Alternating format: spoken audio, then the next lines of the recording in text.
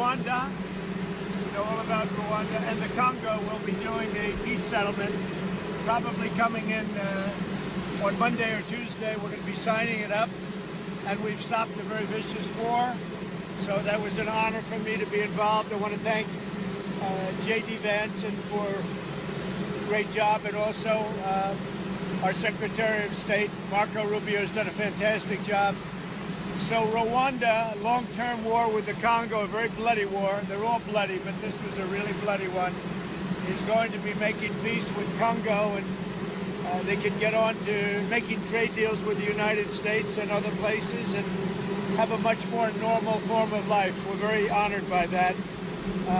As you know, we did a very great job with India and Pakistan, and we had India in. It looks like we're going to be making a trade deal with India.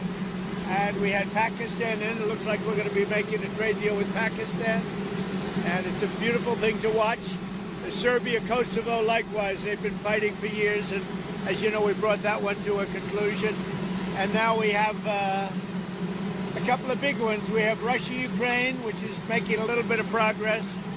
And we have Israel. And nobody really knows what that one is all about. We're going to find out pretty soon, I guess. Mr. President, the Iranian foreign minister this afternoon said if the U.S. is serious about negotiations, that you would call up Israel and request that they stop their airstrikes. Will you make that request? Well, I think it's very hard to make that request right now. If somebody's winning, it's a little bit harder to do than if somebody's losing. But we're ready, willing, and able, and we've been speaking to Iran, and we'll see what happens. Mr. President, what was the thought process behind the 2-week timetable? Just time to see whether or not people come to their senses. Mr. President, did the Europeans help at all in talking with the Iranians? No, they didn't help. No. Iran doesn't want to speak to Europe. They want to speak to us. Europe is not going to be able to help in this one. 20 years ago, you were skeptical of a Republican administration that attacked a Middle East country on the idea of questionable intelligence of weapons of mass destruction. How is this moment different with Iran? Well, there were no weapons of mass destruction. I never thought there were. And that was somewhat pre-nuclear. You know, there was a nuclear age, but nothing like it is today. And it looked like I'm right about the material that they've gathered already. It's a tremendous amount of material. And I think within a matter of weeks, or certainly within a matter of months, they're going to be able to have a nuclear weapon. We can't let that happen. I was very much opposed to Iraq. I said it loud and clear, but I was a civilian, but I guess I got a lot of publicity. But I was very much opposed to the Iraq war. And I actually did say, don't go in, don't go in, don't go in. But I said, if you're going to go in, keep the oil. But they didn't do that. What intelligence do you have that Iran is building a nuclear weapon? Your intelligence community has said they have no evidence that they are at this point. Well, then my intelligence community is wrong. Who in the intelligence community said that? Your Director of National Intelligence, Tulsi Gabbard.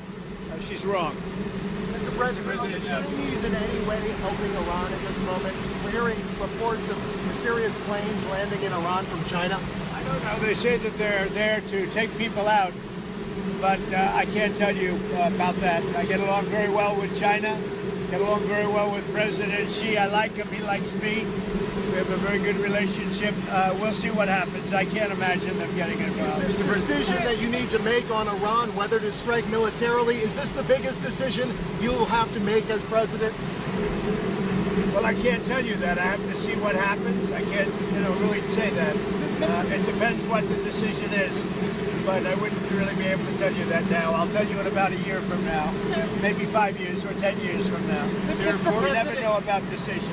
You never really know. Sir, would you support a ceasefire while the negotiations happen? I might, depending on the circumstances. Would you? Former Congressman Matt It's very hard to stop. I will say this. It's very hard to stop. When you look at it, Israel's doing well in terms of war. And I think you would say that Iran is doing less well. It's a little bit hard to get somebody to stop. Sir, Liam Cosgrove was here, and former Congressman Matt Gaetz threw out an interesting idea suggesting that if you were to broker a deal where nuclear inspectors go into both Israel and Iran, that you could win a Nobel Peace Prize, and they might even rename it the Trump Peace Prize. Did you hear those? What do you think of that? Well, they should give me the Nobel Prize for Rwanda, and if you look, the Congo or You could say Serbia, Kosovo. You could say a lot of them. You could say, I mean, the big one is India and Pakistan.